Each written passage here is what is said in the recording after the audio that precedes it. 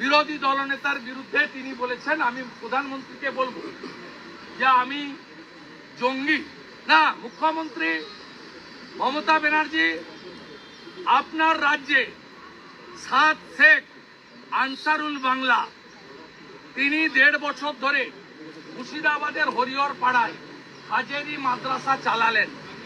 আপনার পুলিশ কেন জানতে পারল না? আপনার বিডিও, এসডিও, ডিএম কেন 7 শেখের নাম ভোটার লিস্টে তুলল?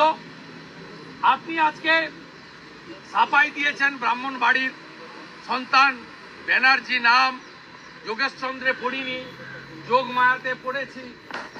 আজকে আপনার বক্তব্য একটু অন্যরকম ছিল।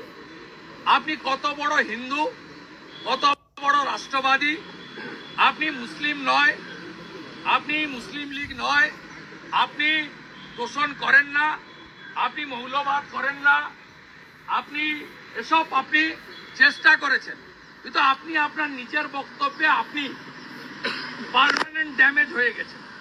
কিভাবে?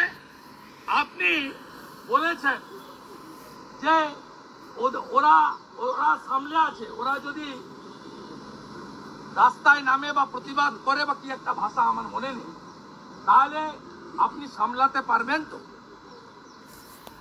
আপনি কি বলতে চাইছেন? আপনি পুলিশ মন্ত্রী, আপনি মুখ্যমন্ত্রী, আপনি শাসক দলের সুপ্রিমো, আপনি পার্টিটা চালান প্রাইভেট লিমিটেড কোম্পানির মতো। এই পার্টিটা পারিবারিক পার্টি। আপনি হচ্ছেন চেয়ারম্যান, আপনার ভাইপো হচ্ছে ম্যানেজিং ডাইরেক্টর। যেমন রমানাথ গোয়েঙ্কার সময় সঞ্জীব গোয়েঙ্কা এমডি ছিল, আপনার পার্টিও তাই। আপনি পুলিশ মন্ত্রী হিসাবে এই 7 শেখকে আপনার মুর্শিদাবাদ পুলিশ, রাজ্যের এসটিএফ ধরেনি কেন? কেন আসাম থেকে পুলিশকে আসতে হয়েছে? এর উত্তর আপনাকে দিতে হবে।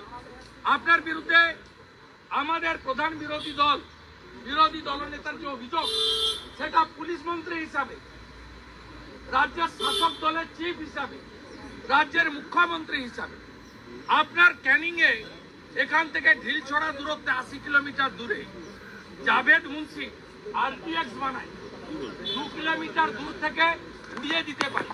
তাকে কাশ্মীর পুলিশ এসে ধরে কেন?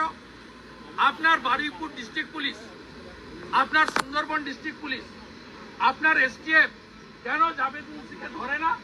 এর উত্তর আপনাকে দিতে হবে। এই প্রশ্নগুলো আমরা আপনার কাছে রেখেছি।